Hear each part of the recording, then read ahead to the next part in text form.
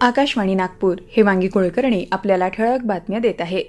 वैद्यकीय अभ्यासक्रमाच्या प्रवेशासाठीच्या नीट परीक्षेतल्या गैरव्यवहाराच्या मुद्द्यावरून विरोधकांनी केलेल्या गदारोळामुळे संसदेच्या दोन्ही सभागृहांचं कामकाज आज बाधित झालं।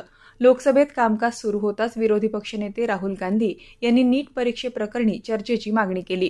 मात्र अध्यक्ष ओम बिर्ला यांनी पुढील कामकाज पुकारल्यानं विरोधकांनी गदारोळ केला। त्यामुळे सदनाचं कामकाज आधी दुपारी 12 वाजेपर्यंत आणि नंतर दिवसभरासाठी स्थगित झालं। राज्यसभेतही विरोधकांनी नीट प्रकरणी चर्चेची मागणी लावून धरली।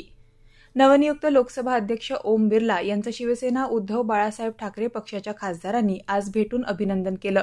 लोकसभा अध्यक्ष ओम बिर्ला यांनी आज शिवसेना सचिव खासदार अनिल देसाई, शिवसेना नेते खासदार अरविंद सावंत, खासदार ओमराजे निंबाळकर, भाऊसाहेब वागचौरे, प्रियंका चतुर्वेदी यांनी प्रत्यक्ष भेट घेऊन अभिनंदन केलं।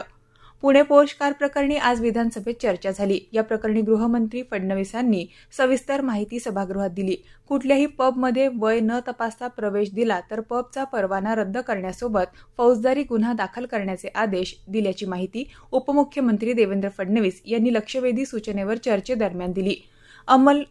अंमली पदार्थांच्या सुळसुळाटामुळे पुण्याचं नाव खराब होत आहे। या प्रकरणी पोलीस आयुक्तांच्या राजीनाम्याची मागणी विरोधी पक्षनेते विजय वडेट्टीवार यांनी केली। या प्रकरणी दोषी पोलिसांना निलंबित केलं आहे। पोलीस आयुक्तांनी अतिशय कार्यक्षमतेनं कार्यवाही केल्याचं सांगत ही मागणी गृहमंत्र्यांनी फेटाळून लावली। या प्रकरणी कोणत्याही मंत्र्यांनी पोलिसांवर दबाव आणलेला नाही। स्थानिक आमदारांनी या प्रकरणी हस्तक्षेप करण्याचा प्रयत्न केला होता, असं फडणवीस म्हणाले। झारखंडचे माजी मुख्यमंत्री हेमंत सोरेन यांना राजकीयदृष्ट्या प्रेरित खटल्यात तुरुंगवास भोगावा लागला।